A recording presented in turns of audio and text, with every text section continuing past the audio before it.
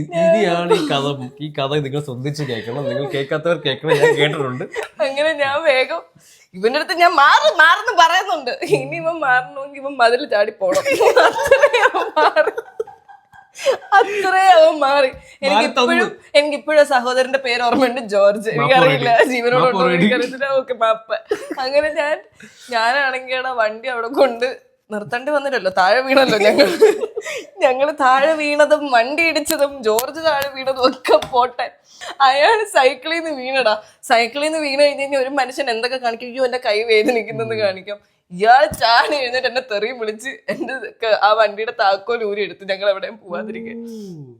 അപ്പൊ എനിക്കിതൊന്നല്ല പ്രശ്നം, ഇതെല്ലാം ഞാൻ അവിടെ സഹിച്ച് കൊണ്ട് നിൽക്കുന്ന നേരം ഞാൻ നേരത്തെ പറഞ്ഞ ഒരു കൂട്ടം ചേട്ടന്മാരില്ലായിരുന്നു ആ സൈഡിൽ നിന്ന്.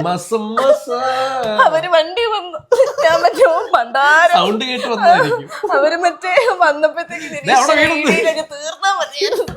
ഞാനാണെങ്കിൽ അമ്മനെ പറഞ്ഞ് ഇങ്ങനെ മാറിയില്ലേ എന്തിനാ വെറുതെ എന്നൊക്കെ പറഞ്ഞ് നിന്ന്. പിന്നെ അവിടെ ഉള്ള ആളുകള് ഞങ്ങൾ പെൺപിള്ളേരായോണ്ട് ഞങ്ങൾ രക്ഷിച്ച് വെറുതെ വിട്ടു. എന്നിട്ട് ജോർജിനെ നിങ്ങളുടെ ഭാഗത്ത് തെറ്റി അവരുടെ ഭാഗത്ത് തെറ്റാന്ന് പറഞ്ഞില്ലേ?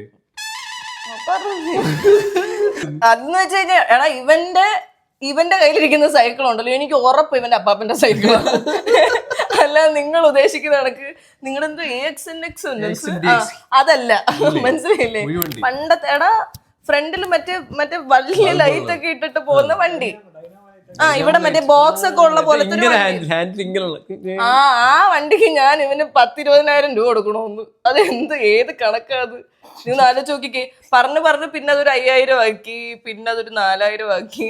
കുറച്ച് കഴിഞ്ഞപ്പോഴത്തേക്കും ഞങ്ങളുടെ കയ്യിൽ കാശില്ലല്ലോ. അപ്പൊ ഞാൻ തിരിച്ച് റസ്നയുടെ വീട്ടിലെത്തി. റസ്നി വണ്ടി അടിച്ചു എന്നൊക്കെ പറഞ്ഞപ്പോഴത്തേക്കും കൂടെ ശ്രീലക്ഷ്മി എന്ന് പറഞ്ഞിട്ടൊരു കൂട്ടുകാരി ഉണ്ട്. ഞങ്ങൾ ചെന്നിട്ടുണ്ടെങ്കിൽ ശ്രീലക്ഷ്മി മോതിരൊക്കെ ഉയർത്തും പറ്റിയില്ലല്ലോ. പുള്ളിക്ക് ഒരു 5,000 കാണുമായിരിക്കും. അതിന് എണ്ണ മേടിക്കാൻ കാശായിരിക്കും ചോദിച്ചു ആയിരിക്കും.